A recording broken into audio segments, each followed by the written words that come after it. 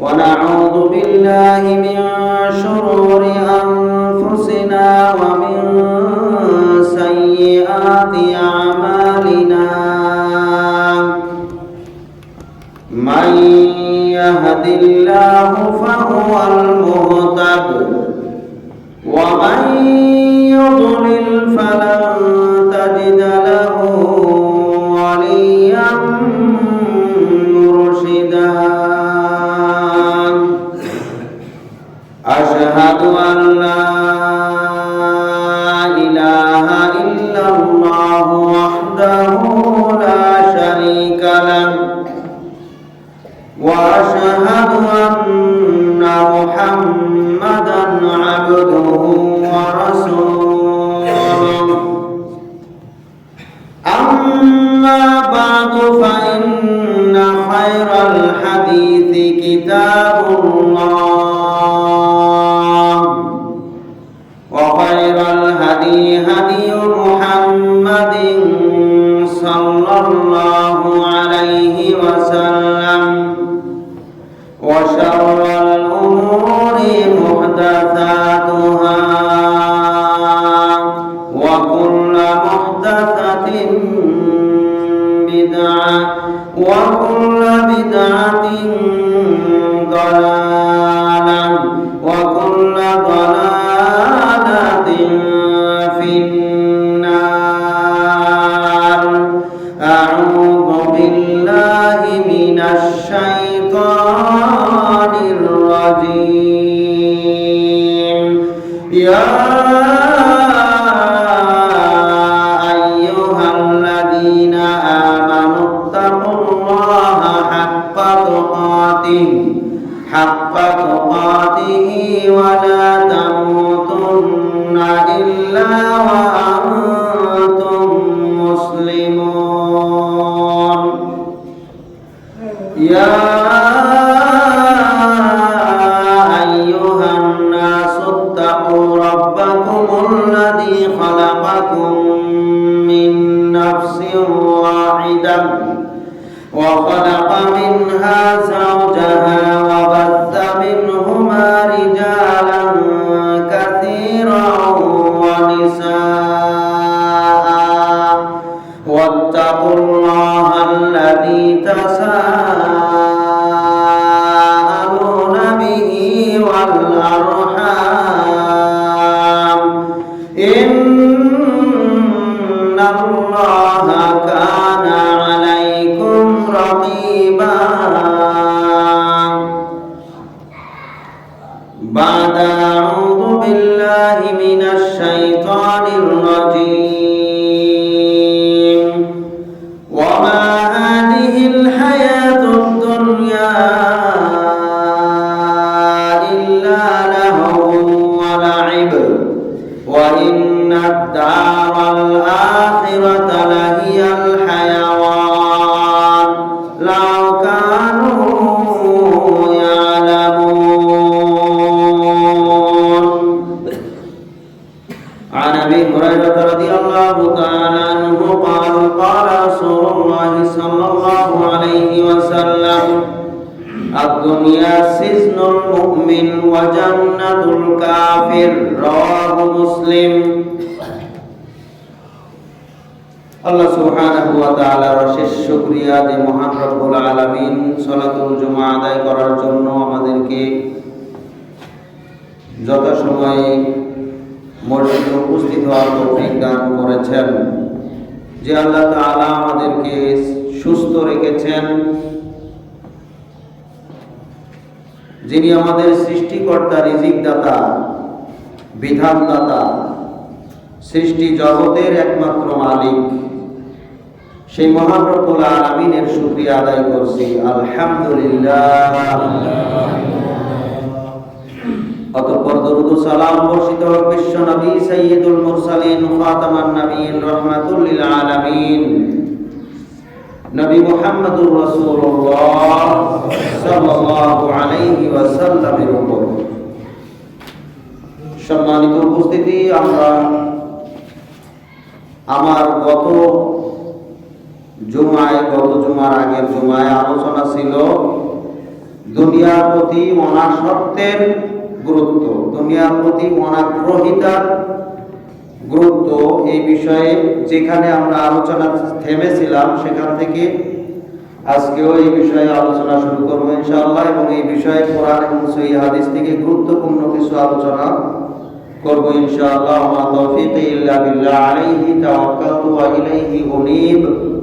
রব্বি ইশরাহ লি সাদরি ওয়া ইয়াসসির লি আমরি ওয়াহলুল উকদাতাম মিন লিসানি ইয়াফকাহু কওলি। দুনিয়াতে আল্লাহ সুবহানাহু ওয়া তাআলা কারো ধন সম্পদ বেশি দিয়েছেন, কারো কম দিয়েছেন। আমরা গত আলোচনায় বোঝানোর চেষ্টা করেছি যে যাকে আল্লাহ তাআলা যতটুকু দিয়েছেন তার উপরে সন্তুষ্ট থাকা জরুরি।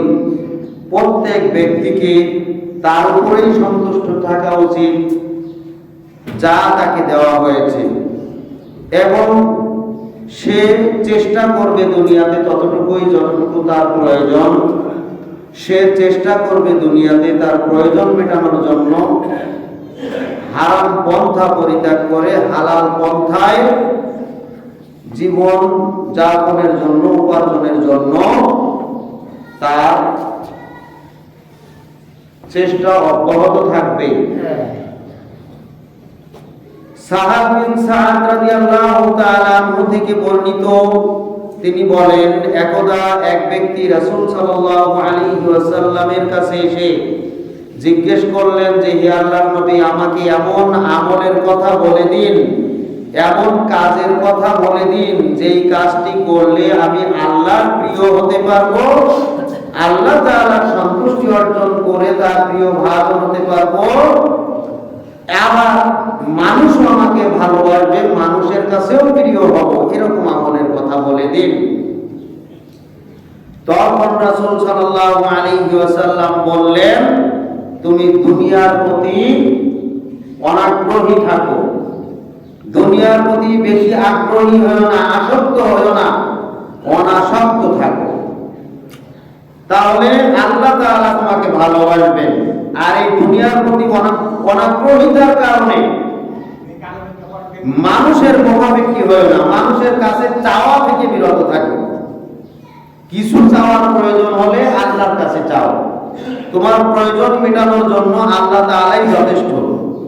মানুষের কাছে হাত পেতো না, মানুষের কাছে সাহায্যের জন্য যেও না, মানুষের কাছ থেকে চাওয়া থেকে বিরত থাকো, তাহলে মানুষ তোমার প্রতি সন্তুষ্ট হবে।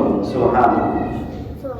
মানুষের কাছে আমি যদি না যে হাদিয়া স্বরূপ কিছু পাই, মানুষের সহযোগিতা পাই, কোনো সমস্যা নেই নিতে, কিন্তু মানুষের কাছে চাওয়া থেকে রাসূল সাল্লাল্লাহু আলাইহি ওয়াসাল্লাম বিরত থাকার ব্যাপারে নির্দেশনা দিলেন, তথা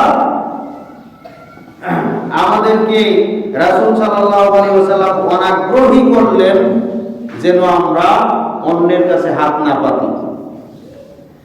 সম্মানিত উপস্থিতি, দুনিয়াতে আল্লাহ তাআলা অনেককে বেশি দিয়েছেন, অনেককে কম দিয়েছেন। এই তারতম্য করেছেন, কেন করেছেন তার দুইটি মূলনীতি আছে। এক নম্বর মূলনীতি হচ্ছে আল্লাহ তাআলা তার বান্দাদেরকে পরীক্ষা করার জন্য এই ব্যবস্থা করেছেন। কারো সম্পদ কম দিয়েছেন, কারো সম্পদ বেশি দিয়েছেন। যাদের সম্পদ যত বেশি তাদের পরীক্ষাও তত বেশি, যাদের সম্পদ যত কম তাদের পরীক্ষাও তত কম। যাদের সম্পদ যত বেশি পরকালে জবাবদিহিতার ব্যবস্থাও তাদের তত বেশি, যাদের সম্পদ যত কম পরকালে জবাবদিহিতার ব্যবস্থাও তাদের জন্য কম। সুবহানাল্লাহ। অতএব যাদের সম্পদ যত কম পরকালে নাজাতের পথ তাদের জন্য তত সহজ, যাদের সম্পদ যত বেশি পরকালে মুক্তির পথ তাদের জন্য তত কঠিন। এরপরেও যাদের সম্পদ বেশি, এই বেশি হওয়ার পরেও সঠিকভাবে সম্পদটাকে কাজে লাগাতে পেরেছে, সম্পদের হক আদায় করতে পেরেছে, সম্পদের ভিতরে কোনো হারাম মিশ্রিত করেনি, সম্পদকে হালাল পন্থায় রেখেছে, হালাল ভাবে সম্পদকে কাজে লাগিয়েছে, সে যত কোটিপতি হোক না কেন তাতে যেমন কোনো দোষের কিছু নাই, ঠিক তেমনি ভাবে পরকালে জবাবদিহিতার পথ তার জন্য কঠিন হবে না যদি সে সম্পদের সঠিক ব্যবহার করে। তবে এইটা করাটা কঠিন, বিশেষ করে আমাদের মতো মানুষের জন্য কঠিন। নবী রাসূলদের জন্য, সাহাবীদের জন্য সহজ থাকলেও, অতএব আমাদের জন্য সবচেয়ে কল্যাণকর হচ্ছে সম্পদ যত কম হবে তত আমাদের জন্য পরকালের রাস্তা ক্লিয়ার হবে। সম্পদ যত বেশি হবে তত আমাদেরকে হারামের সাথে জড়িয়ে পড়ার সম্ভাবনা বেশি থাকবে, জবাবদিহিতার পথ কঠিন হবে। আল্লাহ তাআলা বলছেন, আমি বান্দাদেরকে এক নাম্বার মূলনীতি হচ্ছে বান্দাকে কেন কম দেই, পরীক্ষা করার জন্য। ওয়ালানাবলুওয়ান্নাকুম বিশাইইম মিনাল খাউফি ওয়াল জু'i ওয়া নাকসিম মিনাল আমওয়ালি ওয়াল আনফুসি ওয়াস সামারাত। আমি আল্লাহ বান্দাকে পরীক্ষা করি কিছু ক্ষুধা দিয়ে, কিছু ভয় ভীতি দিয়ে, ওয়া নাকসিম মিনাল আমওয়াল সম্পদের কমতি দিয়ে, অর্থের কমতি দিয়ে, কম অর্থ দিয়ে, ওয়াল আনফুস আবার এই জানের ক্ষয়ক্ষতি দিয়ে। কোনো সময় সে অসুস্থ হয়ে যায়, কোনো সময় আহত হয়, আবার মারাও যায়। জানের ক্ষয়ক্ষতি দিয়ে আমি বান্দাকে পরীক্ষা করি। ওয়াবাশশিরিস সাবিরিন আর এই সকল পরিস্থিতিতে যারা ধৈর্য ধারণ করে, বিপদ আপদ বালা মুসিবত, সম্পদের কম, শারীরিক ক্ষতি, এই ধরনের যত বিপদ আছে সকল বিপদে যারা ধৈর্য ধারণ করে তাদের জন্যই সুসংবাদ। সুবহানাল্লাহ, তাদেরকে আপনি সুসংবাদ দান করুন। আল্লাযীনা ইযা আসাবাতুহুম মুসিবাহ ক্বালু ইন্না লিল্লাহি ওয়া ইন্না ইলাইহি রাজিউন। যখন তাদের উপরে কোনো বিপদ এসে যায়, বালা মুসিবত তাদের উপরে পতিত হয়, তখন তারা ধৈর্য হারায় না, হতাশ হয় না, চিন্তিত হয় না, কান্নায় ভেঙে পড়ে না, আল্লাহর উপরে তাওয়াক্কুল করে, আল্লাহর উপরে ভরসা করে, আল্লাহর তাকদীরকে, আল্লাহর ফয়সালাকে মেনে নেয় এবং আল্লাহর উপরে সুপর্দ করে তারা বলে ইন্না লিল্লাহ, হে আল্লাহ তুমি আমার যে সম্পদের ক্ষতি, আমার যে সম্পদের ক্ষতি হয়েছে, এই সম্পদ আসলে সম্পদের মালিক আমি নই, সম্পদের মালিক তুমি, এই সম্পদ তোমার মাল, তুমি নিয়ে নিয়েছো। আমার এই যে জানের ক্ষতি হলো, এই জানটাও তোমার, এই জানের কিছু তুমি নিয়ে নিয়েছো, অথবা জানের কিছু ঘাটতি তুমি করে দিয়েছো। অথবা কেউ মারা গেলে, সন্তান মারা যায়, পিতা মারা যায়, আত্মীয় স্বজন মারা যায়, তখন কি বলি আল্লাহ এই মাল যেমন তোমার, জান তেমনি তোমার, এই যে আমার সন্তান ছিল এটা তোমারই মাল, আমার বাবা তোমার মাল, তোমার, আবার আমি নিজেও তোমার জন্য, ইন্না লিল্লাহ নিশ্চয়ই আমরা আল্লাহর জন্য, ওয়া ইলাইহি রাজিউন আমরা যেমন আল্লাহর জন্য, আমার সন্তান আল্লাহর জন্য, আমার পিতা আল্লাহর জন্য, আমার আত্মীয় স্বজন আল্লাহর জন্য। আল্লাহ তোমার মাল তুমি নিয়ে নিয়েছো, আমিও তোমার জন্য। এমন একটা সময়, এমন একটা মুহূর্ত আসবে যখন আমাকেও তুমি নিয়ে নেবে, তোমার কাছে আমাকে ফিরে যেতে হবে। আমি আল্লাহ, হে আল্লাহ, আমি নিজেই আজকে তোমার জন্য স্বীকৃতি দান করলাম, আমি নিজেও তোমার জন্য, তোমার কাছে যাওয়ার জন্য প্রস্তুত আছি। সুবহানাল্লাহ, এটা হচ্ছে বিপদে আপদে দোয়া, আল্লাহকে স্বীকৃতি জানানো, আল্লাহ এই যে বিপদ এটা আসলে কিছু না, এটা তুমি দিয়েছো, আমি তোমার ফয়সালা মেনে নিলাম। সুবহানাল্লাহ। তাহলে অর্থ সম্পদের কমতি দিয়ে আল্লাহ পরীক্ষা করেন, এই পরীক্ষায় পাস করে তারাই যারা ধৈর্য ধারণ করে। সুবহানাল্লাহ। আল্লাহ তাআলা ইচ্ছা করলে কি সমস্ত মানুষকে সম্পদে ভরপুর করে দিতে পারতেন না? সূরা মাইদার 48 নম্বর আয়াত আল্লাহ তাআলা বলছেন, ওয়ালাউ শাআল্লাহু লাজালাকুম উম্মাতান ওয়াহিদান ওয়ালাকিন লিয়াবলুয়াকুম ফীমা আতাকুম ফাস্তাবিকুল খায়রাত। সুবহানাল্লাহ। আল্লাহ তাআলা যদি ইচ্ছা করতেন তাহলে সমস্ত উম্মতদেরকে, সমস্ত মানুষদেরকে একই উম্মতভুক্ত, একই জাতিভুক্ত করতে পারতেন, একই দলভুক্ত করতে পারতেন, সবাইকে সমান সম্পদের অধিকারী করতে পারতেন, সবাইকে সমান বিরাট বিরাট অট্টালিকা সম্পদের পাহাড় গড়ার তৌফিক আল্লাহ তাআলা দিতেন যদি আল্লাহ ইচ্ছা করতেন। কিন্তু তিনি তা করেননি। কেন করেননি? লিয়াবলুয়াকুম ফীমা আতাকুম। আল্লাহ তাআলা তোমাদেরকে যতটুকু দিয়েছেন, যা দিয়েছেন, তার মধ্যে তিনি পরীক্ষা করতে চান। সুবহানাল্লাহ। পরীক্ষার জন্য এটা করেননি, সবাইকে সম্পদশালী করেননি, বরং কাউকে কম দিয়েছেন, কাউকে বেশি দিয়েছেন। কম দিয়েও পরীক্ষা করতেছেন, বেশি দিয়েও পরীক্ষা করছেন, আবার কমের মধ্যে আরো বিপদ দিয়েও পরীক্ষা করেন। যাদের ঈমান যত বেশি, যাদের আমল যত বেশি, যাদের তাকওয়া যত বেশি, তাদের পরীক্ষাও তত বেশি। সুবহানাল্লাহ। আল্লাহ তাআলা যাদেরকে পছন্দ করেন তাদেরকে পরীক্ষা করেন, পরীক্ষা করে যাচাই করে নেন। সুবহানাল্লাহ। তাহলে সম্পদ কম বেশি হওয়ার একটি অন্যতম মূলনীতি হচ্ছে আল্লাহ তাআলা পরীক্ষার জন্য মানুষকে সম্পদ কম বেশি করেছেন।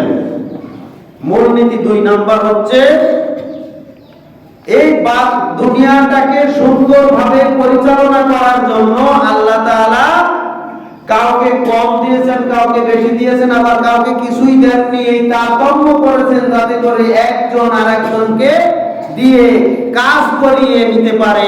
সুন্দরভাবে এই দুনিয়াটাকে পরিচালনার জন্য পরস্পরের সহযোগিতার মাধ্যমে গরিব লোকেরা ধনীর বাসায় কাজ করবে, ধনীর কারখানায় কাজ করবে, এরকম বিভিন্ন ভাবে প্রত্যেকের উদ্দেশ্য হাসিল হওয়ার জন্য আল্লাহ তাআলা এই ধনী গরিবের পার্থক্য করেছেন। এই বিষয়ে আল্লাহ তাআলা বলছেন সূরা যুখরুফের 32 নম্বর আয়াত, আহুম ইয়াকসিমুনা রাহমাতা রাব্বিক।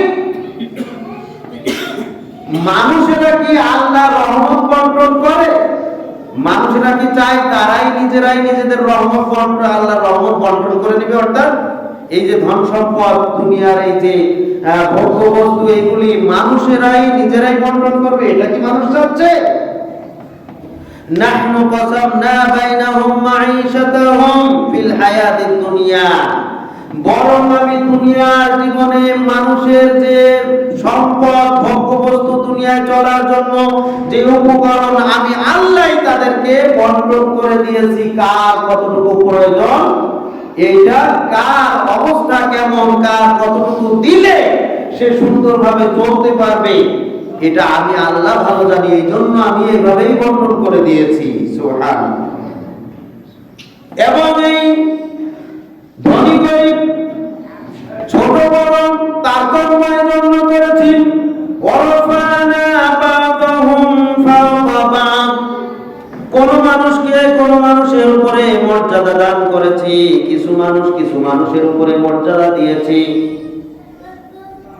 বা'দিন দারাজাতিল লিয়াত্তাখিযা বা'দুহুম বা'দান সুখরিয়া। এই মর্যাদার জন্য দিয়েছি যাতে করে যারা কম মর্যাদা, কম সম্পদ, কম টাকা অথবা টাকাবিহীন, অর্থবিহীন লোকেরা কাজ করে অর্থওয়ালা লোকদেরকে সাহায্য করে, এই তারতম্য যদি না করতেন তাহলে সবাইকে টয়লেট পরিষ্কার করতে হতো, সবাইকে কৃষি কাজ করতে হতো, সবাইকে সকল ধরনের কাজ করতে হতো। কেউ কারো প্রয়োজন মেটাতো না, প্রত্যেকেই নিজের প্রয়োজন নিজেই মেটাতে হতো। সবাই যদি ধনী হয়ে যেত তাহলে কেউ তো কারো কাছে খাবার বিক্রি করতো না, কেউ কারোর টয়লেট পরিষ্কার করে দিত না, পরিষ্কার পরিচ্ছন্ন করে দিত না। সবাই ধনী, কাজ করার লোক থাকতো না। সবাইকে যত টাকার মালিক হোক না কেন, যত কোটিপতি হোক না কেন, নিজের কাজ নিজেই করতে হতো। নিজের কাজ নিজেই করতে হতো। সব কাজ কি কোনো মানুষের পক্ষে করা সম্ভব? আপনার খাদ্য আপনি এখন জোগাড় করার জন্য কোথাও পাবেন না। কোনো মার্কেটে, কোনো বাজারে কিছুই নাই, কেউ বিক্রি করবে না, কারণ বিক্রি করার কারো প্রয়োজন নাই। বিক্রি করে কি জন্য? ব্যবসার উদ্দেশ্যে। বিক্রি করে কি জন্য? টাকার প্রয়োজন নাই। কিন্তু এখন তো টাকার কারো প্রয়োজন নাই, বিক্রিরও দরকার নাই। সুতরাং আপনার চিন্তা থাকতো কি, আমার খাদ্যটা আমাকেই জোগাড় করতে হবে। তাহলে আপনি খাদ্য জোগাড় করবেন কোথা থেকে? আপনাকেই কৃষি কাজ করতে হবে। আবার ঘর পরিষ্কার পরিচ্ছন্ন করার জন্য আপনার বিরাট বিল্ডিং, আপনি একা সব পরিষ্কার পরিচ্ছন্ন করতে হবে। আবার ওই বাথরুমটা পরিষ্কার করার জন্য আপনাকেই কাজ করতে হবে। তাহলে মানে ভালো কাজ, মন্দ কাজ, সব কাজ আমাকে আপনাকেই করতে হতো। কিন্তু এখন কি তা করতে হয়? এখন যে ব্যবস্থা আল্লাহ তাআলা করে রেখেছেন, এর মাধ্যমে প্রত্যেকেই সন্তুষ্ট। যার কিছুই নাই, সে যখন আপনার অধীনে কাজ করে দিনে 1000 টাকা ইনকাম করে, সে সন্তুষ্ট হয়। আবার আপনি আপনার কাজগুলো তার মাধ্যমে হাসিল করে আপনিও সন্তুষ্ট হচ্ছেন। সবাইকে আল্লাহ তাআলা সুন্দরভাবে পৃথিবীতে বসবাসের উপযোগী করার জন্য ছোট বড় ধনী গরিব করে তৈরি করেছেন। আমাদের কাজ হলো কি, আমাদের যার যে অবস্থান, এটা আল্লাহ তাআলাই আমাকে পছন্দ করে এই অবস্থানে নিয়ে এসেছেন, এর উপরে আমাকে সন্তুষ্ট থাকতে হবে। সম্মানিত উপস্থিতি, আমার অবস্থান যেখানে আছে, এর থেকে যদি আমি একটু উপরে চলে যেতাম, উপরে অবস্থান হতো, যেমন ধরেন আমার চেহারা যতটুকু আছে তার চাইতে সুন্দর চেহারা যদি হতো, তাহলে মনে একটু কি অহংকার আসতো না? অথবা আমি তো এমনও হতে পারতাম, কত সিনেমার নায়ক আছে খুব সুন্দর চেহারা, এই চেহারা দেখে অনেকে আফসোস করে, আমার যদি এরকম একটু সুন্দর চেহারা হতো, আমি একটু নায়ক হতাম। নায়ক হলে কি আমার জন্য ভালো হতো নাকি? সিনেমার নায়ক যারা, তারা কি ভালো অবস্থায় আছে? তারা কি ভালো? নাউযুবিল্লাহ। আমার যদি সুন্দর, আরো সুন্দর কণ্ঠ হতো, তাহলে আমি হয়তো গায়ক হতে পারতাম। গায়ক হলে কি, গানের শিল্পী হলে কি আমার জন্য ভালো হতো? আমার পরকাল বরবাদ হয়ে যেত।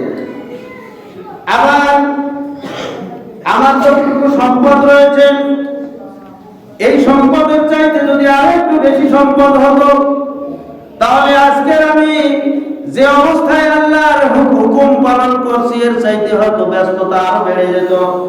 এখন যেমন 5 ওয়াক্ত সালাত মসজিদে আদায় করতে পারি, তখন ব্যস্ততার কারণে দিনে 1 ওয়াক্ত সালাত জামাতে আদায় করা আমার পক্ষে সম্ভব হতো না। ওটা কি আমার জন্য ভালো হতো না মন্দ হতো?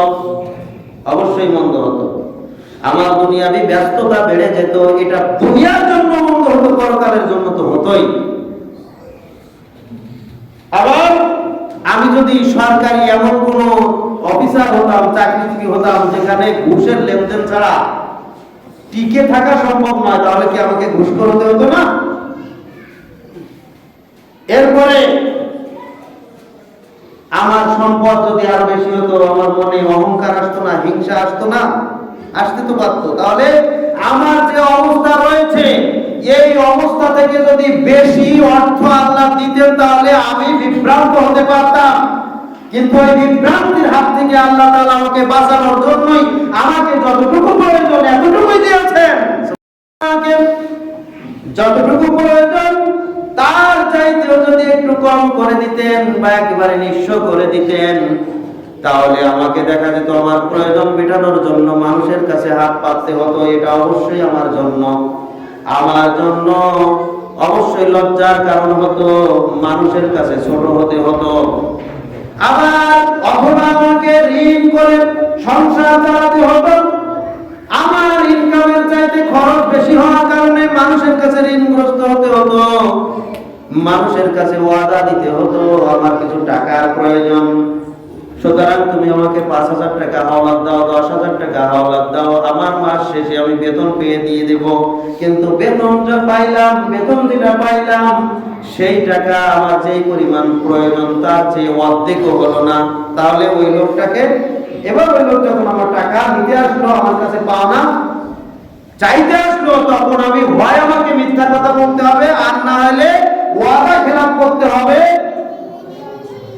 আমি আমার ইমানকে ঠিক রাখতে পারতাম না। অর্থাৎ আমার যতটুকু প্রয়োজন এর চাইতে কম, এর চাইতে অভাবগ্রস্ত আল্লাহ তাআলা যদি আমাকে করতেন, তাহলে আমাকে মানুষের কাছে ছোট হতে হতো, হেয় প্রতিপন্ন হতে হতো, মিথ্যুক হতে হতো, ওয়াদা খেলাপকারী হতে হতো, আমি মানুষের কাছে খারাপ হয়ে যেতাম। তার থেকে আল্লাহ কি আমাকে বাঁচান নেই? সুবহানাল্লাহ। সম্মানিত উপস্থিতি, তাহলে প্রত্যেকের যতটুকু প্রয়োজন আল্লাহ তাআলা কতটুকু দিয়েছেন এটা আমাকে বুঝতে হবে। এর চাইতে বেশি দিলেও আমার গোমরাহি হওয়ার সম্ভাবনা ছিল, এর চাইতে কম দিলেও আমি মানুষের নিকটে খারাপ হয়ে যেতাম। তবে আল্লাহ তাআলা তুলনামূলকভাবে ইমানদারদের কম দিয়েছেন আর কাফেরদের বেশি দিয়েছেন। আমরা সাধারণত যেটা দেখি, গোটা বিশ্বের দিকে যদি আমরা লক্ষ্য করি, তাহলে দেখতে পাই তুলনামূলকভাবে মুসলমানদের সম্পদ কম, কাফেরদের বেশি। সারা বিশ্বের সবচেয়ে বড় ধনী লোকেরা হচ্ছে কাফের। এটা আল্লাহ রাসূল বলে দিয়েছেন, আদ-দুনিয়া সিজনুল মুমিন ওয়া জান্নাতুল কাফির। দুনিয়াটা হচ্ছে মুমিনদের জন্য কারাগারের মতো, আর কাফেরদের জন্য জান্নাত।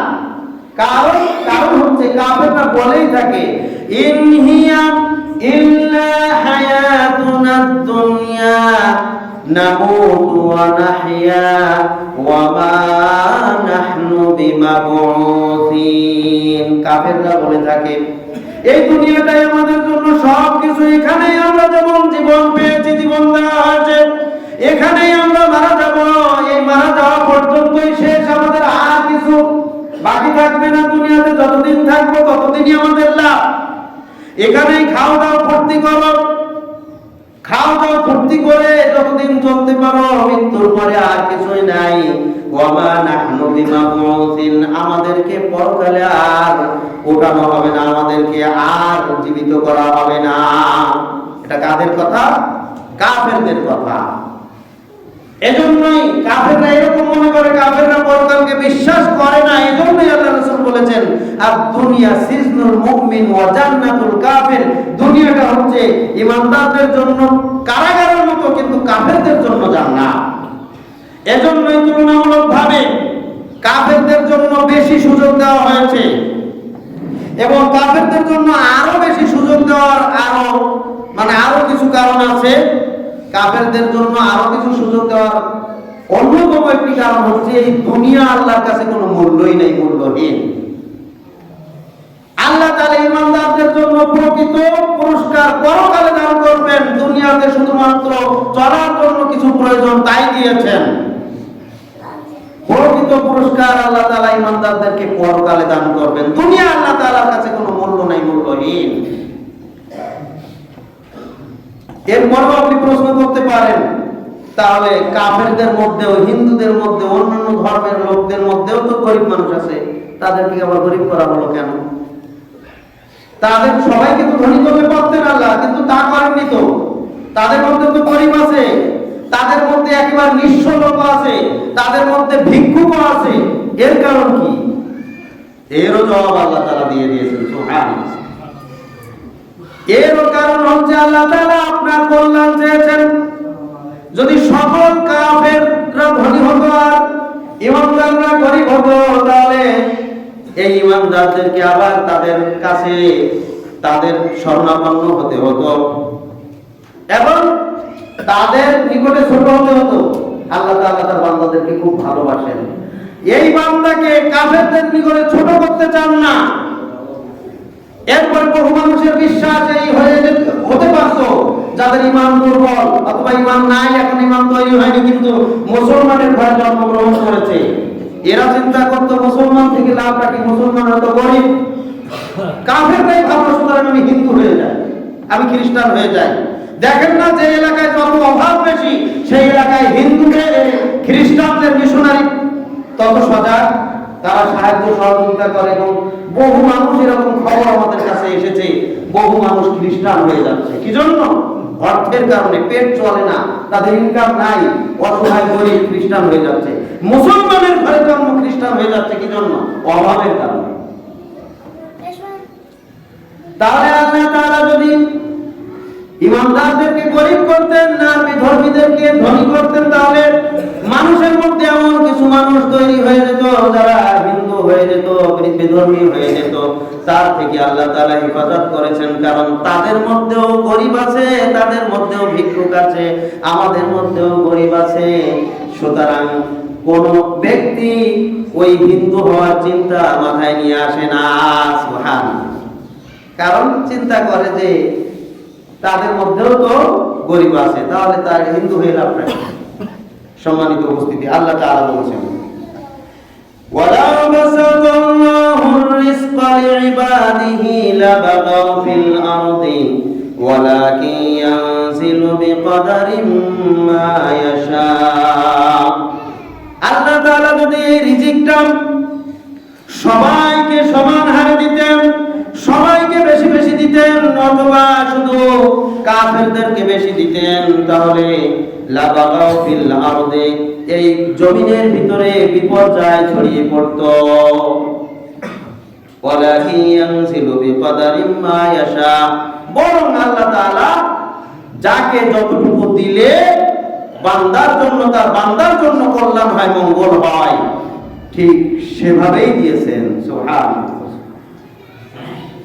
ইন্নাহু বিইবাদিহি খাবীরুন বাসীর, নিশ্চয়ই আল্লাহ তাআলা তার বান্দাদের সম্পর্কে খুব ভালো খবর রাখেন, সবকিছুই দেখেন। এজন্যই আল্লাহ তাআলা যাকে যতটুকু ইচ্ছা করেছেন, যাকে যতটুকু প্রয়োজন মনে করেছেন ততটুকুই দিয়েছেন। সুবহানাল্লাহ। অতএব আমাদেরকে এই দুনিয়ার পিছনে আমাকে যে সম্পদ যতটুকু দিয়ে দেওয়া হয়েছে তার উপরে সন্তুষ্ট থেকে এবার আপনি চলার জন্য যতটুকু প্রয়োজন তার জন্য চেষ্টা করতে হবে। তবে বেশির চেষ্টা করা যাবে না, অতিরিক্তের চেষ্টা করা যাবে না। এমন চেষ্টা করতে হবে যে চেষ্টার মাধ্যমে আপনার দুনিয়া এবং পরকাল ঠিক থাকবে। মূল হচ্ছে পরকাল। আল্লাহ তাআলা সাবধান করে দিয়েছেন, রাসূল সাল্লাল্লাহু আলাইহি ওয়াসাল্লাম সাবধান করে দিয়েছেন, দুনিয়ার পিছনে যেন বেশি আমরা ঝুঁকে না পড়ি। কারণ দুনিয়াটা হচ্ছে আমাদের জন্য মাধ্যম, বাহন। আমাদের রূহের জগৎ থেকে সফর শুরু হয়েছে, এই সফরের বাহন হিসাবে দুনিয়া, মাধ্যম হচ্ছে দুনিয়া। দুনিয়া অতিবাহিত করার পরে এবার আমাদের গন্তব্যস্থলে পৌঁছাতে হবে। আমাদের মূল টার্গেট যদি হয় জান্নাত, তাহলে আমরা জান্নাত পর্যন্ত পৌঁছানোর জন্য এই দুনিয়াটাকে ব্যবহার করব শুধুমাত্র বাহন হিসাবে। আর যদি এই দুনিয়ার ভিতরে এই বাহনটাকেই মূল উদ্দেশ্য টার্গেট করি, তাহলে মূল জান্নাত পর্যন্ত আর পৌঁছাতে পারবো না। সম্মানিত উপস্থিতি, এগুলো বোঝানোর জন্য আমি কিছু উদাহরণ পেশ করতে চাই। তার আগে আমরা একটা আয়াত পেশ করতে চাই। আল্লাহ তাআলা আসলে দুনিয়াতে সফলতা, পরকালে সফলতা বলতে আল্লাহ তাআলা কি বুঝিয়েছেন আর আমরা কি বুঝি। আমরা দুনিয়াতে সফলতা বলতে দুনিয়াতে গাড়ি বাড়ি, টাকা পয়সা, ভালো চাকরি, ভালো কারখানা, ইন্ডাস্ট্রির মালিক হওয়া, এগুলিকে দুনিয়ার সফলতা মনে করি। আর আল্লাহ তাআলা বলেন প্রকৃত সফল হচ্ছে ওই ব্যক্তি ফামান যুহজিহা আনিন নার ওয়া উদখিলাল জান্নাতা ফাকাদ ফাজ, যাকে আল্লাহ তাআলা জাহান্নাম থেকে বাঁচিয়ে জান্নাতে প্রবেশ করাবেন, ওই ব্যক্তি হচ্ছে সফল ব্যক্তি। সুবহানাল্লাহ। দুনিয়াটাই আসলে সফলতার মাপকাঠি নয়, সফলতার মাপকাঠি হচ্ছে পরকাল। পরকালে যে নাজাত পাবে, পরকালে মুক্তি পাবে, পরকালে জান্নাত লাভ করবে, ওই ব্যক্তি হচ্ছে প্রকৃত সফলকাম ব্যক্তি। এই কথা বলার পরের অংশে আল্লাহ তাআলা বলছেন, ওয়ামাল হায়াতুদ দুনিয়া ইল্লা মাতাউল গুরুর, জেনে রাখুন দুনিয়ার জীবন হচ্ছে তোমার জীবন, দুনিয়ার দিকে যারা ঝুঁকে পড়বে তারা ধোঁকায় পড়ে যাবে, তারা ধোঁকায় পড়ে যাবে। ওই জাহান্নাম থেকে বাঁচা তাদের জন্য সম্ভব হবে না, ওই জান্নাত হাসিল করাও তাদের জন্য সম্ভব হবে না। নাউযুবিল্লাহ। দুনিয়ার জীবন একটা ধোঁকার জীবন। ধোঁকা কাকে বলে? ধোঁকা আল্লাহ তাআলা বলছেন আলহাকুমুত তাকাসুর, আলহাকুমুত তাকাসুর। মানুষের এই যে ধন সম্পদ, এটা মানুষদেরকে অন্যদিকে মোড় ঘুরিয়ে দেয়, মানুষকে বিপদগামী করে, মানুষদেরকে ঘুরিয়ে আর একদিকে করে দেয়। মানুষের টার্গেট ছিল পরকালে জান্নাতের দিকে, কিন্তু এই ধন সম্পদ মানুষদেরকে মোড় ঘুরিয়ে আর একদিকে করে দিবে, অর্থাৎ তাদের ধ্যান ধারণা, তাদের চিন্তা অন্যদিকে ঘুরিয়ে দেবে। যেমন একজন ব্যক্তি এখান থেকে রাজশাহীর উদ্দেশ্যে রওনা দিয়েছে, তার গন্তব্যস্থল হচ্ছে রাজশাহীতে, কিন্তু প্রতিমধ্যে রাস্তার মাঝখানে একটু প্রয়োজনে নেমেছে। নামার পরে দেখেছে খুব সুন্দর একটা আয়োজন এক জায়গায়, সাপের খেলা দেখাচ্ছে অথবা এমন কোন আয়োজন যেখানে দাঁড়িয়েই ভালো লাগতেছে। হ্যাঁ, দেখতে দেখতে কখন 1 ঘন্টা 2 ঘন্টা পার হয়ে গেল সেদিকে খেয়ালই নাই। ওদিকে আপনার গাড়ি ছেড়ে দিয়েছে, আপনার গন্তব্যে আর যাওয়া হলো না। তার মানে কি, এই যে আপনি নেমেছেন একটা মজায় ছিলেন, এই মজাটা হচ্ছে কি আপনাকে ধোঁকা দেওয়া হলো, আপনার মনটাকে ঘুরিয়ে ওইদিকে মশগুল করার কারণে মূল গন্তব্যস্থলের কথা আপনি ভুলে গিয়েছেন। এটাই হচ্ছে ধোঁকা, আপনাকে ধোঁকা দেওয়া হলো। সম্মানিত উপস্থিতি, কোন ব্যক্তি যদি দুনিয়ার দিকে ঝুঁকে যায়, তাহলে তার পক্ষে এই দুনিয়া নামক বাহনটাই হলো তার জন্য উদ্দেশ্য। নৌকার কাজ হচ্ছে আপনাকে নদী পার করে দেওয়া। এই জন্য নৌকার উপরে বসতে হবে, নৌকা চালিয়ে নদী পার হতে হবে। নৌকাটা যদি পানির মধ্যে ডুবে যায় তাহলে কঠিনকালেও নদী পার হওয়া সম্ভব হবে না। দুনিয়াটা হচ্ছে এরকম, দুনিয়াটা হচ্ছে বাহন। যেমন আপনাকে এখান থেকে ঢাকায় যাওয়ার জন্য একটা বাহনের প্রয়োজন। আপনি বাহনটা সিএনজিতেও যেতে পারেন, গাড়িতেও যেতে পারেন, মোটরসাইকেলেও যেতে পারেন, যেভাবে ইচ্ছা সেভাবে যেতে পারেন। তাহলে বাহনে চড়ে ঢাকায় যাওয়া এটা হচ্ছে একটা মাধ্যম। আপনাকে ঢাকায় যেতে গেলে আপনাকে বাহনে চড়ে যেতে হবে। আপনার উদ্দেশ্য বাহনে চড়া নয়, আপনার উদ্দেশ্য হচ্ছে ঢাকায় যাওয়া। কিন্তু আপনার সন্তান, ছোট বাচ্চা, যে 2 বছর 2.5 বছর বয়স, আমি আমার বাচ্চা 2 বছরের বাচ্চা, আমি যখন মোটরসাইকেল নিয়ে বের হই, ও আমার সাথে যাওয়ার জন্য খুব কান্নাকাটি করে। আমি বাজারে যাব নাকি ঢাকায় যাব, নাকি শীতের মধ্যে যাব না গরমের মধ্যে যাব, বাতাস লাগবে নাকি কি লাগবে, এই সমস্ত চিন্তা করে না। ও আমার সাথে যাওয়ার জন্যই পাগল হয়ে যায়। তার মানে ওর উদ্দেশ্য হচ্ছে মোটরসাইকেলে চড়া। এখন তার গন্তব্য নাই, বাচ্চার উদ্দেশ্য হচ্ছে মোটরসাইকেলে চড়া। মোটরসাইকেলে চড়লেই তার মজা লাগে, কিন্তু আমার উদ্দেশ্য হচ্ছে বাজার করা, আর না হলে ঢাকায় যাওয়া, আর না হলে অন্য কোনো উদ্দেশ্য হাসিল করা। সেই উদ্দেশ্যে বাহনে চড়া। বাহনে চড়াটা আমার উদ্দেশ্য না। এই বাহনটাই হচ্ছে দুনিয়া। এখন অধিকাংশ মানুষের উদ্দেশ্য হচ্ছে শুধু দুনিয়া, তার মানে বাহনে চড়েই মজা পায়। বাচ্চাদের মতো যারা পরকালকে ভুলে গিয়ে শুধুমাত্র দুনিয়াটাকে উদ্দেশ্য করে নিয়েছেন, এই দুনিয়াটা হচ্ছে বাহন। এখানে এই বাহনে চড়ে আপনাকে দুনিয়া অতিক্রম করে আপনার মূল গন্তব্যস্থলে পৌঁছলে আপনার উদ্দেশ্য সফল হবে। কিন্তু অধিকাংশ মানুষ জানে না তার উদ্দেশ্যটাই কি। এদের স্বভাব হচ্ছে বাচ্চাদের স্বভাবের মতো। বাচ্চারা তাদের উদ্দেশ্য জানে না, ওরা মূলত মনে করে যে বাহনে চড়াটাই হচ্ছে আমার দরকার। অধিকাংশ মানুষ যারা দুনিয়ার প্রলোভনে আছেন, এরা এরকম। ওদের উদ্দেশ্য হচ্ছে দুনিয়া মানে বাহন পর্যন্ত, বাহনে চড়েই মজা পায়। মূল গন্তব্যস্থল কি, মূল উদ্দেশ্য কি তারা জানে না। এরা হচ্ছে ওই বাচ্চার স্বভাবের মতো, নাউযুবিল্লাহ। অথচ এই মানুষের আবার দুনিয়ার মানে এরা যে এদেরকে অবুঝ বলবো, যারা শুধু দুনিয়া নিয়ে ব্যস্ত আছে, পরকালের জন্য মূল উদ্দেশ্য কি এটা জানে না। এদেরকে আবার আপনি অবুঝ বলবেন তাও বলতে পারবেন না, কারণ কিভাবে এরা পরিবার পরিচালনা করতে হয় এটা খুব ভালো জানে, কিভাবে সমাজ পরিচালনা করতে হয় এটা খুব ভালো জানে, কিভাবে রাষ্ট্র পরিচালনা করতে হয় এটা খুব ভালো জানে, কিভাবে ব্যবসা বাণিজ্য পরিচালনা করতে হয় এটা খুব ভালো জানে, কিভাবে সুন্দরভাবে একটা কারখানা পরিচালনা করতে হয় এটা খুব ভালো জানে, দুনিয়ায় চলার জন্য যা কিছু প্রয়োজন এগুলি খুবই ভালো জানে। কিন্তু আসলে এই মানুষগুলির মূল উদ্দেশ্য জানে না যে কোনটা তার উদ্দেশ্য, এই জন্য এদের উদ্দেশ্য হয়েছে এই বাহন পর্যন্ত। এজন্যই রাসূল সাল্লাল্লাহু আলাইহি ওয়াসাল্লাম বলেছেন ওই সমস্ত ব্যক্তিরা হচ্ছে সবচেয়ে বড় বোকা যারা পরকালের প্রস্তুতি গ্রহণ করে না, অর্থাৎ মূল উদ্দেশ্যই মূল গন্তব্যস্থল কোথায় এটা নিয়ে ভাবে না, বরং এরা বাহনে চড়ে খুশি সন্তুষ্ট, এরা হচ্ছে দুনিয়াদার। নাউযুবিল্লাহ।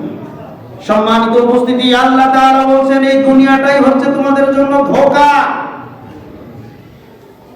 আমি এখান থেকে চিটাগাং যাব, কমলাপুর রেল স্টেশনে যে আমাকে থামতে হলো আধা ঘন্টা অথবা 1 ঘন্টা, সেখানে যে কমলাপুর রেল স্টেশনের ওয়েটিং রুমে গিয়ে দেখলাম রুমটা খুব নোংরা হয়ে রয়েছে, ময়লা হয়ে রয়েছে, তারপরে চেয়ার টেবিল কোনো কিছুর ঠিক ঠিকানা নেই। এবার রুম গোছাতে শুরু করলাম, রুম গোছাতে গোছাতে রুমের প্রয়োজন মেটাতে মেটাতে 5 ঘন্টা 6 ঘন্টা চলে গেছে। আমার ওই ট্রেনের কথা মনেই নাই, আমি কি চট্টগ্রাম পৌঁছাতে পারবো? দুনিয়ার এই দুনিয়া গোছাতে গোছাতে আমার পরকালের কথা ভুলে গেছি। এটাই হচ্ছে দুনিয়া, হচ্ছে আমাদের জন্য ধোঁকা। ওই রুমের মধ্যে রুম সাজাতে যে আপনি যেমন ওই চিটাগাংয়ের কথা ভুলে গেছেন, কখন কোন মুহূর্তে আপনার ওই ট্রেন চলে গেছে আপনার খেয়ালই নাই, কারণ আপনি এই রুম গোছাতে ব্যস্ত। আপনার ওয়েটিং এর সময় ছিল আধা ঘন্টা অথবা সর্বোচ্চ 1 ঘন্টা, কিন্তু টাইম পার হয়ে গেছে 4-5 ঘন্টা হয়ে গেছে, আপনার খেয়ালই নাই। তার মানে এটাই হচ্ছে ধোঁকা। আজকের অধিকাংশ মানুষ যারা দুনিয়ার পিছনে রয়েছে এরা দুনিয়ার ধোঁকায় পড়ে রয়েছে, পরকালের চিন্তা এদের মাথা থেকে চলে গেছে। কি জন্য? দুনিয়া তাদেরকে ধোঁকা দিচ্ছে। নাউযুবিল্লাহ। 2 নম্বর হচ্ছে আল্লাহ তাআলা বলেছেন ওয়ামান হাযিহিল হায়াতুদ দুনিয়া ইল্লা লাহু ওয়া লাইব। দুনিয়ার জীবনটা হচ্ছে একটা খেল তামাশার জীবন, খেল তামাশা করার, খেলা করার জীবন। ওয়ামা হাযিহিল হায়াতুদ দুনিয়া ইল্লা লাহু ওয়া লাইব ওয়া ইন্নাদ দারাল আখিরাতা লাহিয়াল হায়াওয়ান লাউ কানু ইয়ালামুন। মানুষ যদি একটু জানার চেষ্টা করত তাহলে জানতে পারতো, বুঝতে পারতো তাদের জন্য প্রকৃত জীবন হচ্ছে পরকালীন জীবন।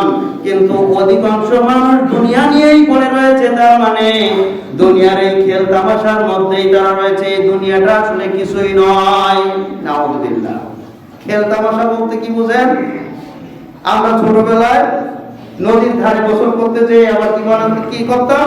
ছোট ছোট ঘর বানাইতাম, ঘর বানাইয়া খেলা করতাম, অথবা মাঠে ঘাটে যে ঘর বানাইতাম, ঘর বানিয়ে খেলা করতাম।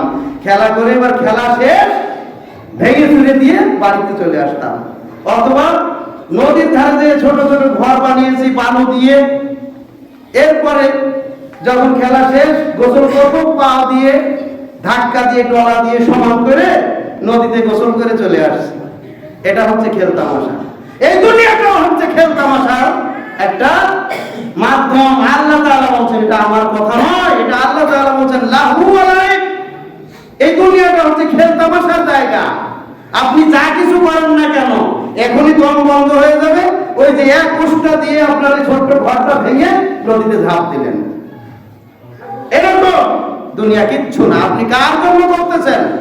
আপনি দুনিয়ার পিছনে এত সময় দিয়ে পরকালের জন্য কিছুই করতেছেন না, তার মানে হচ্ছে কি আপনি অন্যের জন্য করতেছেন, আপনার সন্তানদের জন্য করতেছেন, অথবা আপনি নিজে আরো ভালো থাকার জন্য করতেছেন। কিন্তু এই করতেছেন এটা ভালো কথা, কিন্তু এর জন্য আপনি পরকালকে ভুলে থাকতে পারেন না। সম্মানিত উপস্থিতি, আমাদের পরকালে কল্যাণের জন্য যতটুকু প্রয়োজন, যতটুকু চেষ্টার প্রয়োজন সেটা করতেই হবে। এর জন্য যদি দুনিয়া আমার কিছুই না থাকে, কোনো আফসোস নাই। আমার সন্তানদেরকে সঠিকভাবে গড়ে তুলে যেতে হবে, যেন তারাও আমার পরকালে মুক্তির সহায়ক হয়। এ প্রসঙ্গে একটা একজন ইমাম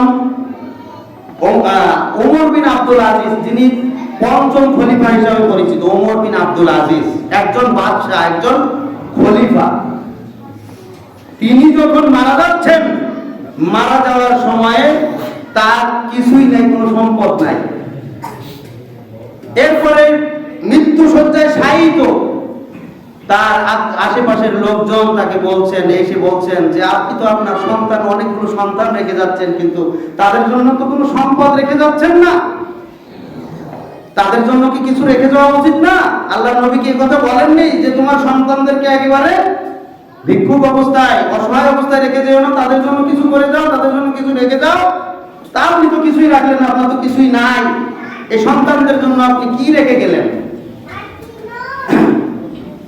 খলিফা ওমর ইবনে আব্দুল আজিজ রাহমাতুল্লাহ আলাইহি ওই আশেপাশের এলাকার লোকদেরকে জবাব দিয়ে দিলেন, হে আমার এলাকাবাসী, তোমরা শুনে রাখো, আমার সন্তানদেরকে আমি তাকওয়াশীল করার জন্য, মানুষ করার জন্য তাদের পিছনে অর্থ ব্যয় করে তাদেরকে গড়ে তুলেছি। সুবহানাল্লাহ, তাদেরকে তাকওয়াশীল করে গড়ে তুলেছি। আর আল্লাহ তাআলা বলেন, ওয়া মাইয়াত্তাকিল্লাহা ইয়াজআল লাহু মাখরাজা ওয়া ইয়ারযুকুহু মিন হাইথু লা ইয়াহতাসিব। আল্লাহ তাআলা বলেন, যারা তাকওয়া অবলম্বন করে, যারা আল্লাহকে ভয় করে, আল্লাহ তাআলা তাদেরকে সমস্ত বিপদ আপদ, বালা মুসিবত থেকে, সমস্ত সমস্যা থেকে, সমস্ত কিছু থেকে সুন্দরভাবে তাদেরকে বের করে নিয়ে আসেন। এবং আল্লাহ তাআলা তাদের জন্য এমন ভাবে, এমন উৎস থেকে জীবিকার ব্যবস্থা করেন, রিজিকের ব্যবস্থা করেন, যেই উৎসর কথা, যেই জীবিকার কথা বান্দা কখনো কল্পনাও করে নাই, তার অন্তরে কল্পনাও করে নাই যে এইভাবে মানুষ রিজিক পেতে পারে। সুবহানাল্লাহ। এটা কাদের জন্য? যারা তাকওয়া অবলম্বন করে, তাকওয়াশীল হয়। হে আমার এলাকাবাসী, তোমরা শুনে রাখো, আমি আমার সন্তানদেরকে তাকওয়াশীল করে গড়ে তুলেছি, অতএব তাদের কোনো সম্পদের প্রয়োজন নাই। আল্লাহ ওয়াদা করেছেন, তাকওয়াশীলদেরকে আল্লাহ তাআলাই উত্তম রিজিকের ব্যবস্থা করবেন। সুবহানাল্লাহ। কিসের তোমরা আমার অর্থ সম্পদের কথা বলো? দুই নম্বরে কথা বললেন ওমর ইবনে আব্দুল আজিজ রাহমাতুল্লাহ আলাইহি। দ্বিতীয় আরেকটি কথা বললেন, হে আমার এলাকাবাসী, শুনে রাখো, আমার এই তাকওয়াশীল সন্তানেরা যদি কোনো সময় কোনো সন্তান শয়তানের খপ্পরে পড়ে, শয়তানের ওয়াসওয়াসায় পড়ে বিভ্রান্ত হয়ে যায়, তাহলে তোমরা জেনে রাখো, এই সন্তানের জন্য আমি কোনো সম্পদ রেখে যেতে চাই না। কারণ যে সন্তান বিভ্রান্ত হয়েছে, যে সন্তান গোমরাহী হয়েছে, ওই সন্তান যখন সম্পদ পাবে, ওই সম্পদ আমার কল্যাণে কাজে লাগবে না, কল্যাণে কাজে লাগাবে না, কল্যাণের চাইতে অকল্যাণের কাজে বেশি লাগাবে। নাউযুবিল্লাহ। অতএব ওই সন্তানের জন্য আমি কোনো সম্পদ রেখে যেতে চাই না, যেই সন্তান তাকওয়াশীল নয়, যেই সন্তান ঈমানদার নয়। ও সম্পদ পেয়ে কি করবে? সব নষ্ট করবে, আর আমার নামে বদনাম করবে, আরো বদনাম করবে, আমার জন্য দোয়া করবে না, কারণ তো দোয়াই জানে না, দোয়ার আমলও করে না। ওই বদ সন্তান আমার ক্ষতি ছাড়া কোনো উপকার করবে না। অতএব আমার সন্তান যদি বদ হয়, তাহলে এর জন্য আমি এক কানা করিও রেখে যেতে চাই না। আজকের আপনারা কিসের জন্য এত সম্পদের পিছনে ছোটেন? সন্তানকে মানুষ করেন, সন্তানকে তাকওয়াশীল করেন, তাহলেই যথেষ্ট। সন্তানই সম্পদ। সম্মানিত উপস্থিতি, তাহলে ওমর বিন আব্দুল আজিজ তিনি এরকম একটা কথা বলেছেন। সম্মানিত উপস্থিতি, আমাদেরকে আসলে দুনিয়া নয়, পরকালী টার্গেট থাকতে হবে এবং সন্তানদেরকে সঠিকভাবে গড়ে তুলতে হবে, মানুষ করতে হবে, তাহলে তারাই সম্পদে পরিণত হবে। আর এই তাকওয়াশীল সন্তানের জন্য সম্পদ কিছু যদি থাকে রেখে যান, আর আপনার সন্তান যদি সঠিকভাবে গড়ে না ওঠে, তাহলে তাদের জন্য এই যে অট্টালিকা, দালান কোঠা, এগুলি তারা অন্য পথে ব্যয় করবে, আপনার জন্য দোয়া করবে না, এগুলি আপনার জাহান্নামের কারণ হবে। নাউযুবিল্লাহ। আল্লাহ তাআলা আমাদেরকে হেফাজত করুন।